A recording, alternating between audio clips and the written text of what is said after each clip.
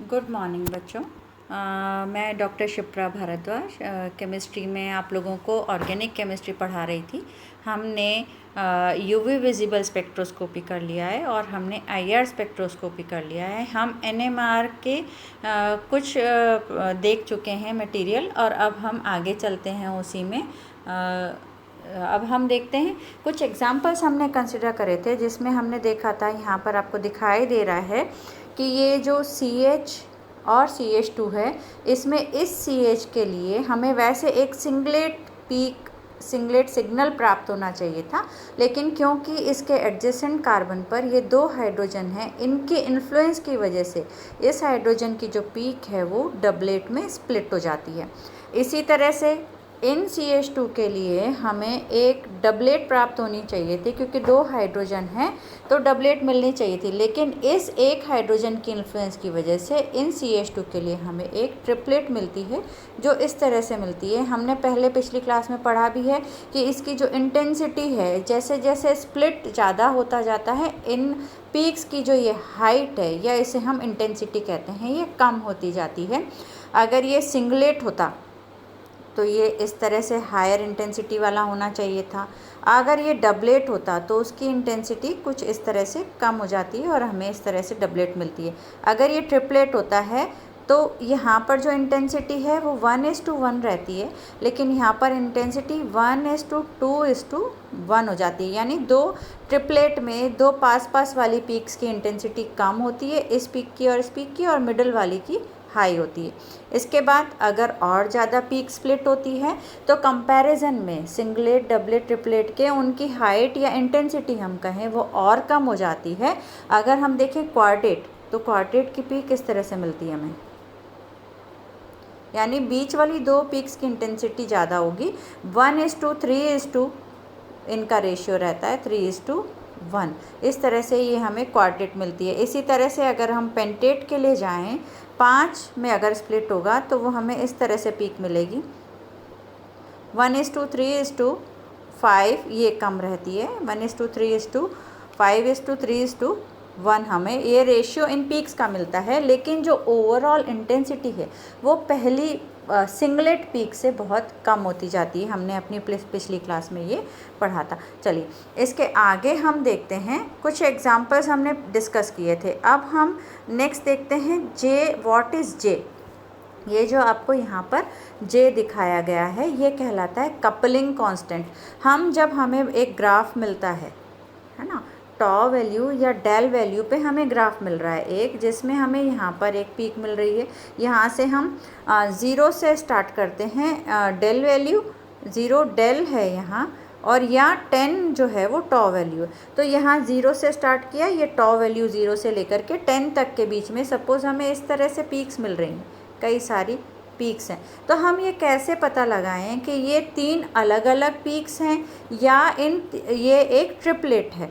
इसको पता लगाने के लिए एक कांस्टेंट कैलकुलेट किया जाता है, जिसे कहते हैं हम जे, कपलिंग कांस्टेंट। एक स्थिरांक है युग्मन स्थिरांक। इस युग्मन स्थिरांक के कैलकुलेशन से हमें ये पता चल जाता है कि ये जो पीक्स हैं, यहाँ पर आप देख सकते हैं, यहाँ पर ये 4 पीक हैं। अब ये चारों पीक अलग अलग एक एक सिंगलेट है, या ये 2 डबलेट है, या ये एक क्वार्टेट है, इसका हम जे के द्वारा पता लगा सकते हैं। ये जे की वैल्यू पीक्स के लिए फिक्स होती है। अगर ये 4 पीक हैं तो यहाँ पर जो ये जे आपको दिखाई दे रहा है, ये इनके बीच का जो डिफरेंस है वो इक्वल रहेगा, बराबर रहेगा। तो ये 3J के बराबर हमें मिलना चाहिए। और अगर ये सिंगलेट होती तो ये J की वैल्यू जो यहाँ पर है वो इसके बराबर नहीं होती। तो J की कैलकुलेशन से पहले ये पता लगाया जाता है कि जो पाई गई पीक है वो डबलेट है, सिंगलेट है, ट्रिपलेट है, क्वाड्रेट है, या 2 मिली हुई सिंगलेट है, 3 मिली हुई सिंगलेट है, इनका हम पता लगा सकते हैं। TMS जो है वो एक स्टैंडर्ड वैल्यू है, यहाँ आप देख सकते हैं ये TMS। इस TMS की जो पीक है हमें 0 डेल पे मिलती है, यानी रेफरेंस के तौर पर हम इसे TMS को, ट्राईमेथाइलसिलेन एक कंपाउंड है, उसकी पीक हमें 0 डेल पे मिलती है। इसको हम रेफरेंस मानते हुए किसी भी पदार्थ का ग्राफ हम स्टडी कर सकते हैं कि उसका ग्राफ अगर आ रहा है तो उसमें क्या क्या प्रेजेंट है। फॉर एग्ज़ाम्पल हम देखते हैं यहाँ पर कि एक ये है 1,1 डाइक्लोरो 1,1 3 ट्राइक्लोरोइथेन। इस मॉलिक्यूल में आप हम क्योंकि 1H NMR पढ़ रहे हैं इसलिए सिर्फ हाइड्रोजन की ही हमें पीक्स यहाँ पर मिलती हैं और हम स्टडी करते हैं। तो यहाँ पर आप देख सकते हैं एक हाइड्रोजन जो ये है, ये वाला हाइड्रोजन दूसरे पास वाले 2 हाइड्रोजन के इन्फ्लुएंस में है, लेकिन ये हाइड्रोजन डिफरेंट एनवायरनमेंट है। ये हाइड्रोजन जब हम इनको 3 डायमेंशनली लिखते हैं तो हम इस तरह से लिखते हैं HCl फिर H। तो ये जो H है उस पर इन दोनों H का प्रभाव दिखाई देता है हमें। तो इस H के लिए हमें इस वाले H के लिए हमें इन दोनों के वजह से एक सिंगलेट की जगह एक डबलेट मिलती है जो ये यहाँ दिखाई दे रही है, लेकिन इसके लिए डेल का मान कम है और इनकी जो डबलेट है, ये देखिए आप, जो डबलेट है उसकी ऊंचाई जो है 1:1 है, प्लस इसका J जो कपलिंग कांस्टेंट स्टैब्लिश्ड है। 2 सिंगलेट और एक डबलेट के बीच में J की वैल्यू डिफरेंट आती है, तो हम ये पता लगा सकते हैं कि यहाँ पर ये J डिफरेंट, अगर कांस्टेंट जो आना चाहिए वो है, दैट मीन्स ये एक डबलेट है। इसी तरह से हमें जो CH है उसके लिए हमें यहाँ पर 1:2 हमें एक पीक मिलनी चाहिए थी डबलेट की, लेकिन ये इसके इन्फ्लुएंस की वजह से ये हमें ट्रिपलेट मिल रही है और जिनका जो रेशियो है इंटेंसिटी का रेशियो है 1:2:1 पाया जाता है। इसी तरह से हम देखें, आगे चलते हैं हम, ये एक मॉलिक्यूल 112 ट्राइब्रोमोएथेन, इसका एक NMR आपको दिखाई दे रहा है यहाँ पर 112 ट्राइब्रोमोइथेन। इसके लिए हम यहाँ पर देख सकते हैं एक हाइड्रोजन ये है और 2 हाइड्रोजन ये हैं। तो हमें इस वाले हाइड्रोजन के लिए इस CH2 की वजह से इन CH2 की हमें क्या मिलनी चाहिए थी, ट्रिपलेट मिलनी चाहिए थी, जो हमें यहाँ पर दिखाई देती है, क्योंकि वैसे इसकी डबलेट होती, लेकिन इस हाइड्रोजन के इन्फ्लुएंस की वजह से इसकी जो पीक है वो स्प्लिट हो जाती है ट्रिपलेट में और इंटेंसिटी भी आप देख सकते हैं कम हो गई है। और इस हाइड्रोजन के लिए हमें सिंगलेट मिलनी चाहिए थी, लेकिन इन हाइड्रोजन के इन्फ्लुएंस की वजह से ये हमें डबलेट मिलती है, जो पीक आपको यहाँ दिखाई दे रही है। इसके आगे हम चलें, नेक्स्ट एग्जांपल हम देख सकते हैं CH2 Br एथिल ब्रोमाइड। ये एक्चुअली CH3 है, यहाँ पर ये थोड़ा सा प्रिंटिंग मिस्टेक हो गई है। ये वाला molecule is CH3 CH2 Br ethyl bromide. तो इसमें ये 2 हाइड्रोजन और ये 3 हाइड्रोजन, इनके लिए हमें NMR की पीक मिलती है। 3 हाइड्रोजन के लिए हमें क्वार्टेट मिलती है और 2 हाइड्रोजन के लिए हमें ट्रिपलेट मिलती है, जो आपको यहाँ दिखाई दे रही है। तो इस तरह से हम पीक स्टडी करके और उनकी J वैल्यू पता करके पता लगा सकते हैं कि ये किस हाइड्रोजन की और किस हाइड्रोजन के एनवायरनमेंट में पीक्स हैं। इसी तरह से एसिटल्डिहाइड के लिए देखें हम, यानी एसिटल्डिहाइड मॉलिक्यूल है CH3CHO। तो इसमें ये H और ये डबल बॉन्ड O, ये हाइड्रोजन जो है वो इन CH3 के इन्फ्लुएंस में है डायरेक्टली, क्योंकि ये इस अगले कार्बन पे ही लगा हुआ है। अगर यही हम एसिड के रेफरेंस में देखते हैं तो वो स्ट्रक्चर डिफरेंट हो जाता है, कि जैसे CH3 C double bond O bond H। अब यहाँ पर जो ये हाइड्रोजन है ये डायरेक्ट इन हाइड्रोजन के इन्फ्लुएंस में नहीं है, बीच में ऑक्सीजन आ रहा है। इसलिए हमेशा अगर एक सिंगलेट हमें टॉ वैल्यू 11-12 यहाँ पर कहीं मिलती है तो इसका मतलब एसिड ग्रुप का हाइड्रोजन वो भी सिंगलेट होगी, क्योंकि इस पर किसी का भी प्रभाव नहीं है, तो वो एक COH ग्रुप का हाइड्रोजन है। लेकिन एल्डिहाइड में ये कार्बन से जस्ट अटैच्ड हाइड्रोजन है, इसलिए इस पर इसके नियर बाय कार्बन का प्रभाव पड़ता है। तो आप यहाँ देख सकते हैं एसिटल्डिहाइड के लिए हमें जो इस हाइड्रोजन के इन्फ्लुएंस की वजह से इसकी जो हमें पीक मिलनी चाहिए थी वो यहाँ पर देख सकते हैं हमें डबलेट मिलती है इस हाइड्रोजन की पीक, और इसी तरह से इस एल्डिहाइड की वजह से इन CH3 की जो पीक है वो हमें क्वार्टेट मिलती है। जो डेल वैल्यू देखिए आप, डेल वैल्यू इसकी है 9.9, यानी इधर जो फंक्शनल ग्रुप है उसका असर हमको हायर डेल वैल्यू पर दिखाई देता है।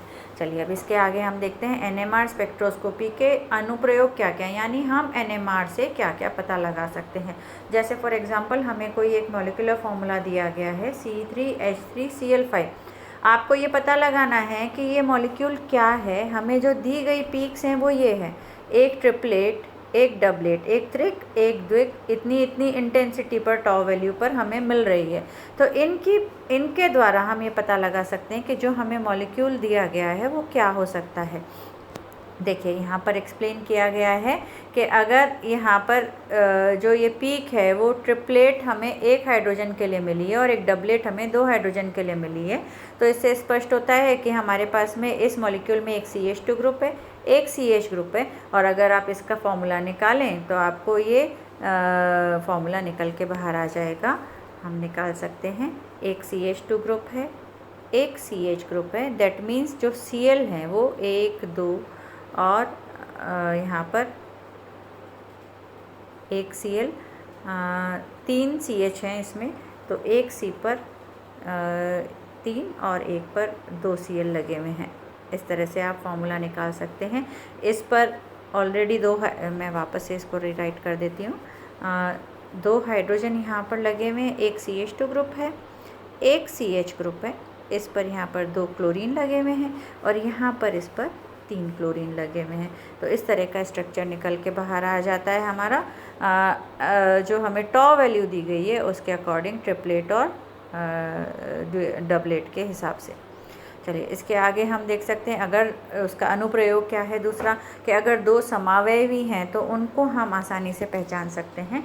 यहाँ पर आप देख सकते हैं क्लोरोप्रोपेन है। अब वो क्लोरोप्रोपेन आइसोक्लोरोप्रोपेन है या एन क्लोरोप्रोपेन है, इसका हम इस तरह से पता लगा सकते हैं कि इसके लिए हमें 3 पीक्स मिलेंगी, जिसमें से 2 तो हमारी ट्रिपलेट होंगी, सी के लिए ट्रिपलेट और इसके लिए हमें ट्रिपलेट मिलेगी, और एक हमारी हेक्सटेट होगी, यानी 3 इस हाइड्रोजन और इस हाइड्रोजन के इन्फ्लुएंस में हमें एक हेक्सटेट मिलेगी।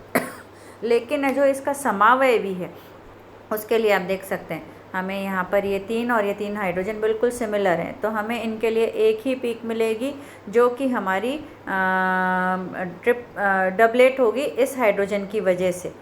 तो एक तो डबलेट मिली है इन दोनों के लिए और एक हमें मिलेगी सेप्टेट जो इन दोनों हाइड्रोजन के इस हाइड्रोजन पे इन्फ्लुएंस की वजह से होगी।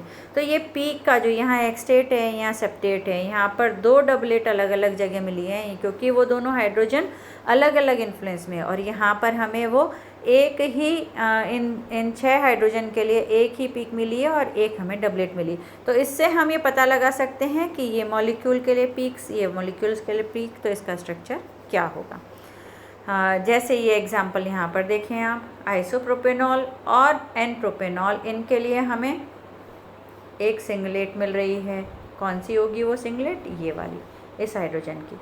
फिर एक हमें ट्रिपलेट मिल रही है जो इस हाइड्रोजन की है। इस हाइड्रोजन के लिए हमें हेक्सटेट मिलेगी और इस हाइड्रोजन के लिए हमें ट्रिपलेट मिलेगी, लेकिन इनकी पोजीशन डेल वैल्यू पर या टॉ वैल्यू स्केल पर अलग अलग जगह होगी। जबकि इसका हम आइसोमर ले लें 2 प्रोपेनॉल, तो उसमें हमें, क्योंकि ये हाइड्रोजन और ये हाइड्रोजन सेम एनवायरनमेंट में है, इनके लिए हमें मिलेगी डबलेट। फिर इस हाइड्रोजन के लिए हमें मिलेगी सिंगलेट और इस वाले हाइड्रोजन के लिए हमें मिलेगी सेप्टेट। तो ये अलग अलग पीक्स ये बताती हैं कि आइसोमर्स कौन से हैं। तो हम NMR की सहायता से आइसोमर जो भी हैं उनको हम पहचान सकते हैं। किसी मॉलिक्यूल में एरोमेटिसिटी है उसकी पहचान भी हम इन पीक से कर सकते हैं कि जो हाइड्रोजन दूसरे, यहाँ पर जो हाइड्रोजन है वो हमने पहले पढ़ा था शील्डिंग और डी शील्डिंग इफ़ेक्ट होता है, लेकिन एरोमेटिसिटी के कारण यहाँ पर जो इलेक्ट्रॉन्स घूमते हैं उसकी वजह से जो मैग्नेटिज्म H+ में है, जो मैग्नेटिक फील्ड डेवलप होता है और बेंजीन रिंग पर इलेक्ट्रॉन्स फ्री अवस्था में घूमते हैं, उनकी वजह से इस H का डी शील्डिंग हो जाता है, यानी ये ओपन हो जाता है और जो पीक है हमारी वो लोअर इंटेंसिटी की साइड शिफ्ट हो जाती है, तो वो एरोमेटिक होगा। और इसी तरह के अगर नॉन एरोमेटिक हाइड्रोजन्स हैं तो उनकी पीक हमें दूसरी जगह पर प्राप्त होगी। हम यहाँ पर इसके अलावा भी हम जो सिस और ट्रांस, समपक्ष और विपक्ष हाइड्रोजन का भी आसानी से पता लगा सकते हैं। जे वैल्यू के रेफरेंस में हमें इस तरह से अलग अलग वैल्यूज़ प्राप्त होती हैं। फिर इसके बाद में हम और भी चीज़ों का पता लगा सकते हैं, जैसे कीटो इनोल चलावयवता में हाइड्रोजन जो हैं वो अलग अलग जगह पीक देंगे, कीटो में अलग जगह मिलेगा और इनोल में अलग जगह मिलेगा। इसी तरह से हम आगे और भी जो पॉलीमर्स हैं उसका अध्ययन कर सकते हैं, जो कॉम्प्लेक्सेशन है उसका अध्ययन कर सकते हैं। तो ये हमने NMR के बारे में पूरी स्टडी करी है। अब हम नेक्स्ट क्लास में अपने क्वेश्चंस डिस्कस करेंगे, जिसमें आपको UV विजिबल, IR और NMR इन तीनों के क्वेश्चंस हम सॉल्व करेंगे, कुछ एग्जाम्पल सॉल्व करेंगे और उसके बाद उसका क्वेश्चनर करेंगे नेक्स्ट क्लास में।